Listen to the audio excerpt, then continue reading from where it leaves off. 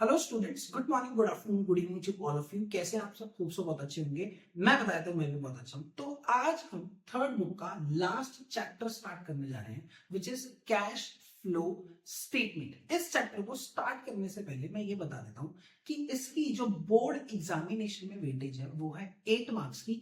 Plus इस chapter को ध्यान से समझना, स्पेशली वो स्टूडेंट जो आगे जाके कुछ professional course like CA, ACC और सीएफए करने की सोच रहे हैं। क्यों? क्योंकि ये चैप्टर हमेशा प्रोफेशनल कोर्सेज में इंक्लूड होता ही होता है और बहुत डेप्थ में इंक्लूड होता है। तो अगर आपको इसका बेसिक ही क्लियर नहीं होगा तो वहां पर तो बहुत ज्यादा प्रॉब्लम आने वाली है। तो बहुत ज्यादा इंपॉर्टेंट चैप्टर है ये आपके लिए, board examination point of view के लिए और उसके आगे के लिए भी। तो स्टार्ट करते हैं कैश फ्लो स्टेटमेंट। अगर मैं चैप्टर का नाम देखूं तो इसमें 3 वर्ड्स हैं, एक कैश, एक फ्लो और एक स्टेटमेंट।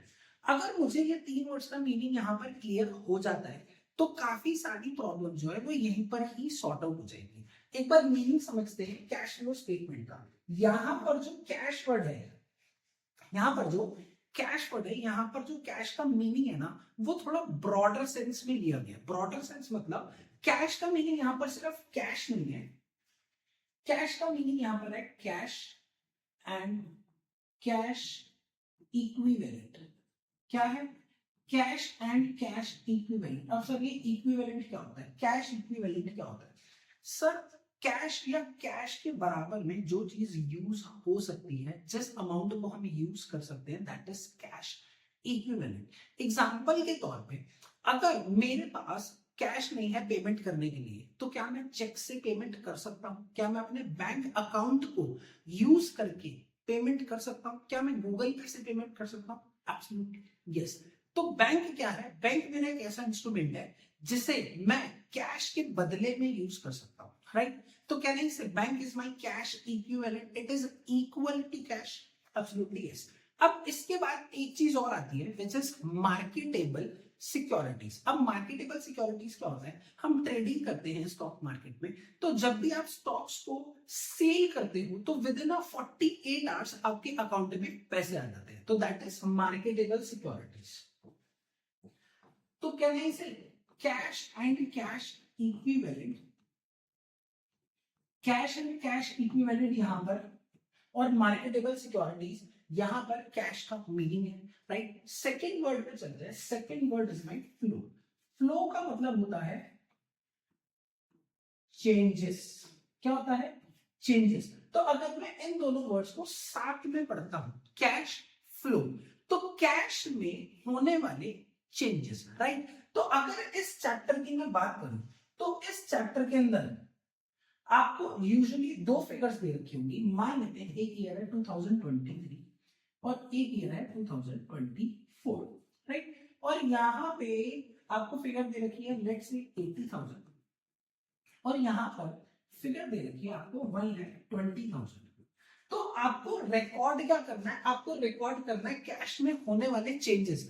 तो ना ही आपको ये 80,000 रिकॉर्ड करना है और ना ही ये आपको 1,20,000 रिकॉर्ड करना है, राइट? तो इसमें आपको रिकॉर्ड क्या करना है कि चेंज कितना हुआ है। क्या हुआ है? चेंज कितना हुआ है, विच इज 40,000 रुपीज का चेंज हुआ है, राइट? अगर ये जो चेंज है ये पॉजिटिव है, क्या है? अगर ये चेंज है पॉजिटिव है, जो मेरा चेंज है अगर वो पॉजिटिव है तो मैं उसे बोलूंगा इनफ्लो। क्या बोलूंगा? इनफ्लो। मतलब पैसा बढ़ गया, कैश बढ़ गया, या रिस्पेक्टिव एसेट या रिस्पेक्टिव आइटम इंक्रीज हो गई, राइट? और अगर चेंज जो है वो नेगेटिव है तो इसको मैं बोलूंगा आउटफ्लो, राइट? तो चेंजेस 2 टाइप के होते हैं, एक इनफ्लो और एक आउटफ्लो। और लास्ट वर्ड जो है मेरा वो है स्टेटमेंट, विच इज डॉक्यूमेंट। तो कैश फ्लो स्टेटमेंट का मतलब क्या हो गया कि कैश में आने वाले चेंजेस का डॉक्यूमेंट आपको प्रिपेयर करना है, राइट? क्लियर हो गया? अब सर ये जो डॉक्यूमेंट हमें प्रिपेयर करना है, कैश में जो चेंजेस आते हैं, सर ये जो कैश में चेंजेस आते हैं ना, ये बेसिकली इन चेंजेस को हमने 3 पार्ट्स में डिवाइड कर दिया है। सबसे पहला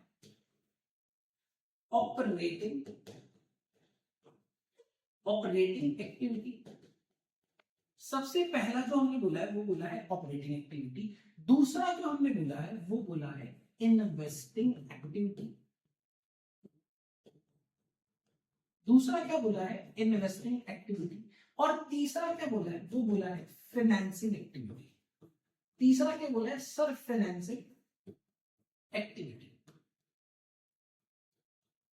राइट, जो चेंजेस आते हैं कैश में, जो चेंजेस आते हैं उन चेंजेस को हमने 3 एक्टिविटीज में डिवाइड किया है, operating, investing and financing activity में। एक एक करके समझते हैं कि ऑपरेटिंग क्या होता है, इन्वेस्टिंग क्या होता है और फाइनेंसिंग क्या होता है। राइट, ठीक है। सबसे पहले जो हम अकाउंट्स प्रिपेयर करते हैं वो बिजनेसेस के लिए करते हैं। राइट, बिजनेसेस के लिए करते हैं। और हम बिजनेस करते क्यों हैं सर? हम बिजनेस ना प्रॉफिट के लिए करते हैं। राइट, प्रॉफिट के लिए करते हैं ना, समाज सेवा के लिए तो नहीं करते। तो हम जो बिजनेसेस कर रहे हैं वो प्रॉफिट के लिए कर रहे हैं कि प्रॉफिट हो बिजनेस के अंदर। राइट, अब क्या प्रॉफिट ऐसे ही हो जाएगा?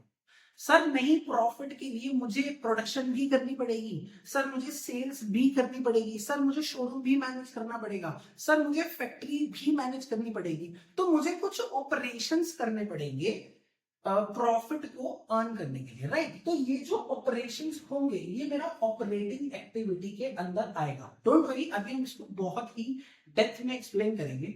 Right now this is an introduction class, तो मैं सिर्फ आपको इन नाम से दोस्ती करा रहा हूँ कि नाम है क्या, उनका मतलब क्या है। राइट, तो जो मुझे ये ऑपरेशंस करने पड़ते हैं, मुझे अपनी फैक्ट्री मैनेज करनी पड़ती है, मुझे अपने शोरूम मैनेज करने पड़ते हैं, तो ये सारा मेरा ऑपरेशंस में आएगा ऑपरेटिंग एक्टिविटी के अंदर। अब क्या प्रोडक्शन ऐसी हो जाएगी, सेल्स ऐसी हो जाएगी? नहीं सर, उसके लिए प्रोडक्शन करने के लिए आपको एक फैक्ट्री चाहिए और आपको मशीनरी चाहिए। राइट, तो जब आप अपने फिक्स्ड एसेट में पैसे डालोगे, that will B come under investing activity. Right, अब क्या फिक्स्ड एसेट में इन्वेस्टमेंट ऐसी हवा में हो जाएगी? नहीं सर, उसके लिए आपको एक्चुअल में पैसे चाहिए होंगे कि पैसे कहां से आएंगे। तो क्लियर कट अगर मैं देखूं बिजनेस में पैसे कहां कहां से आते हैं, that will be considered as your financing activity.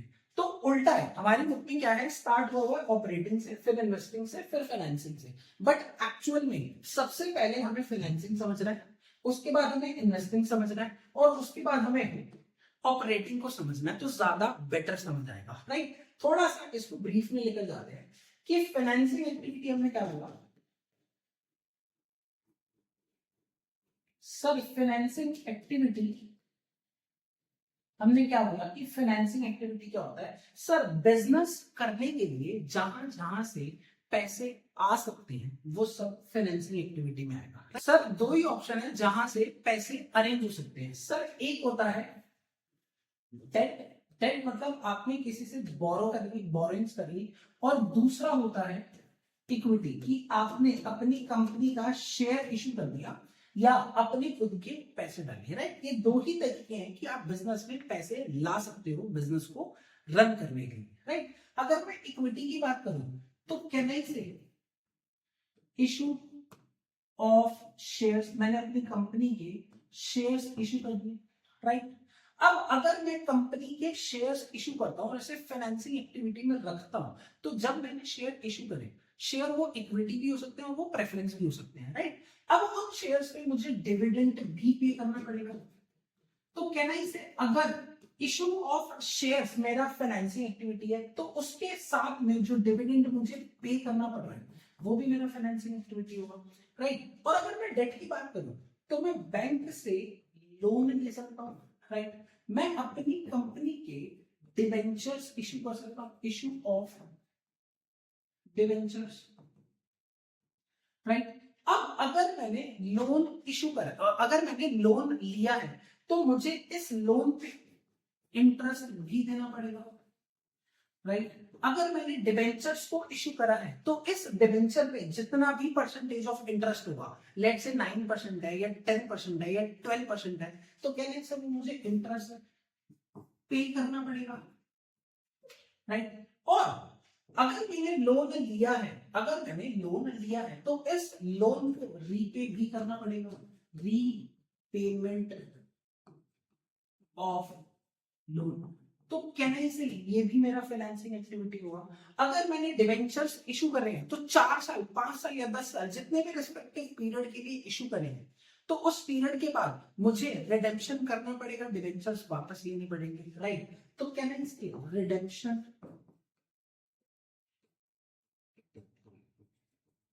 Of debentures भी मेरा फाइनेंसिंग एक्टिविटी है, राइट। अब मैं इंटरेस्ट पे एक स्टार मार्क कर रहा हूं और डिविडेंड पे एक स्टार मार्क कर रहा हूं। इसको जब हम फाइनेंसिंग एक्टिविटी के क्वेश्चंस करेंगे तो उसमें इन दोनों को अच्छे से समझेंगे, राइट। तो फाइनेंसिंग एक्टिविटी में मेरा सिर्फ यही आता है कि मैं पैसे कहां कहां से अरेंज कर सकता हूं, और पैसे अरेंज करने के साथ अगर मैंने लोन लिया है तो मुझे उसे रीपे भी करना है और उस पर इंटरेस्ट भी पे करना है, तो वो भी मेरा फाइनेंसिंग में आएगा। और अगर मैंने शेयर्स इशू करे हैं, whether it is equity share और whether it is a preference share, तो उस शेयर्स पे मुझे डिविडेंड भी पे करना पड़ेगा। तो this is my financing activity. Next, investing activity. Investing activity का मीनिंग क्या होता है? इन्वेस्टिंग एक्टिविटी का मीनिंग क्या होता है? सर अब हमारे पास पैसे आ गए, हमारे पास फाइनेंस पूरा जुगाड़ हो गया, अब मुझे क्या करना है? मुझे फिक्स्ड एसेट में वो पैसे डालने। तो purchase of fixed asset. Sir मैंने फिक्स्ड एसेट खरीदनी, राइट। फिक्स्ड एसेट में कुछ भी हो सकता है। सर हमने मशीनरी खरीदनी, बहुत अच्छा किया। सर हमने फर्नीचर परचेज कर लिया, सर बहुत अच्छा किया। तो कहने ही से कि परचेज ऑफ फिक्स्ड एसेट मेरा इन्वेस्टिंग एक्टिविटी के अंदर रहेगा, राइट। अगर मैं एसेट परचेज करता हूं तो क्या पैसे मेरे पास आएंगे या पैसे मेरे पास जाएंगे? सर पैसे मेरे से जाएंगे, राइट। तो कहने से दिस इज आउटफ्लो। आउटफ्लो हो गया, ये नेगेटिव चेंज हो गया, राइट। अगर आपने फिक्स एसेट परचेज किया, आपने मशीनरी परचेज की है, कुछ टाइम के बाद वो मशीनरी थोड़ा सा अंडर परफॉर्म कर रही है, तो आप उस मशीनरी को सेल भी करते हो, राइट। तो परचेज ऑफ फिक्स एसेट यहाँ है, तो सेल ऑफ फिक्स एसेट भी यहीं पर आना चाहिए। सेल ऑफ फिक्स्ड एसेट भी मेरा यही कहना चाहिए। अब अगर मैं फिक्स्ड एसेट सेल करता हूं, मैं अपनी मशीनरी सेल करता हूं, तो क्या पैसे मेरे पास आएंगे, मेरे से जाएंगे? सर पैसे मेरे पास आएंगे। तो कहने से इट इज इनफ्लो, ये पॉजिटिव चेंज हो गया, एब्सोल्युटली करेक्ट। सर हमने कुछ इन्वेस्टमेंट भी कर रखी है, कुछ प्रॉपर्टी में इन्वेस्टमेंट कर रखी है, कुछ स्टॉक मार्केट में इन्वेस्टमेंट कर रखी है। अब अगर मैं शेयर्स में इन्वेस्टमेंट करता हूं तो मुझे डिविडेंड मिलता है, राइट। अगर इन्वेस्टमेंट इन शेयर्स मेरा इन्वेस्टिंग एक्टिविटी में आ रहा है, इन्वेस्टिंग एक्टिविटी में आ रहा है, तो कैन आई से डिविडेंड रिसीव्ड भी मेरा यहाँ आना चाहिए, एब्सोल्युटली यस। तो डिविडेंड रिसीव्ड भी मेरा यहाँ पर आ गया। ध्यान रखना, डिविडेंड पेड जो है वो फाइनेंसिंग एक्टिविटी है और डिविडेंड रिसीव्ड जो है वो इन्वेस्टिंग एक्टिविटी है। सर अगर मैंने किसी को लोन दे रखा है, अगर मैंने किसी को लोन एडवांस कर रखा है, तो वहां से भी मुझे इंटरेस्ट की इनकम आनी चाहिए। तो कहने से इंटरेस्ट रिसीव्ड भी मेरा इन्वेस्टिंग एक्टिविटी में आएगा। Interest received, absolutely interest received भी मेरा आ गया। सर मैंने प्रॉपर्टी की परचेज कर रखी है, तो प्रॉपर्टी का जो रेंट आ रहा है, तो कहना है इससे रेंट रिसीव्ड। रेंट रिसीव्ड भी मेरा इन्वेस्टिंग एक्टिविटी के अंदर आ गया, राइट। तो इन्वेस्टिंग एक्टिविटी में क्या आता है? जो भी आपने फिक्स एसेट को खरीदा या फिक्स एसेट को बेचा और उस फिक्स एसेट से अगर आपको रिस्पेक्टिव इनकम आ रही है, तो वो भी कहने से मेरा इन्वेस्टिंग एक्टिविटी, राइट। अब अगर मैं ध्यान से देखूं फाइनेंसिंग में मेरा, अगर मैंने किसी को डिबेंचर इशू करे या किसी को बॉन्ड्स इशू करे, तो वो एक तरीके से नॉन करंट लाइबिलिटी होता है। और लाइबिलिटी दो होती है, करंट लाइबिलिटी और नॉन करंट लाइबिलिटी। और एक होता है कैपिटल। अगर मैं बैलेंस शीट बनाऊं नॉर्मली, तो बैलेंस शीट में क्या होता है? एक कॉलम होता है कैपिटल, नॉन करंट लाइबिलिटी और करंट लाइबिलिटी का, और दूसरा कॉलम होता है नॉन करंट एसेट्स और करंट एसेट्स का, राइट। तो अगर मैं फाइनेंसिंग की बात करूं, तो फाइनेंसिंग में मेरा कैपिटल आ चुका है, मेरा नॉन करंट लाइबिलिटी आ चुका है, राइट, ठीक है। और अगर मैं इन्वेस्टिंग की बात करूं, तो मैंने फिक्स एसेट खरीदे और फिक्स एसेट बेचे, which is my non current assets. तो नॉन करंट एसेट आ चुका है, राइट। तो बचा क्या? सर एक तो करंट लाइबिलिटी बचा और एक करंट एसेट बचा, और एक चीज और बची, रिजर्व्स रिजर्व्स एंड सरप्लस। कहने से ये तीन चीजें बची, करंट एसेट, करंट लायबिलिटी और रिजर्व्स एंड सरप्लस। तो यही तीन चीजें जो हैं वो मेरी ऑपरेटिंग एक्टिविटी के अंदर आएंगी, राइट। ऑपरेशंस को, बिजनेस को चलाने के लिए, डे टू डे ऑपरेशंस करने के लिए आपके पास वर्किंग कैपिटल होना बहुत जरूरी है। और वर्किंग कैपिटल क्या होता है? करंट एसेट्स और करंट लायबिलिटी, राइट। तो ऑपरेटिंग एक्टिविटी के अंदर मेरा क्या आएगा सर? करंट लायबिलिटीज आएंगी, करंट एसेट्स आएंगे और रिजर्व्स एंड सरप्लस आएगा, राइट। तो आई होप आपको इन तीनों का मतलब समझ आ गया होगा, ऑपरेटिंग एक्टिविटी, इन्वेस्टिंग एक्टिविटी और फाइनेंसिंग एक्टिविटी। ये थी आज की introduction class cash flow statement से रिलेटेड। नेक्स्ट क्लास में हम इसको और भी डेप्थ में करेंगे और एक एक करके फाइनेंसिंग, इन्वेस्टिंग और ऑपरेटिंग के क्वेश्चंस भी सॉल्व करेंगे। तब तक के लिए bye bye, thank you so much, take care.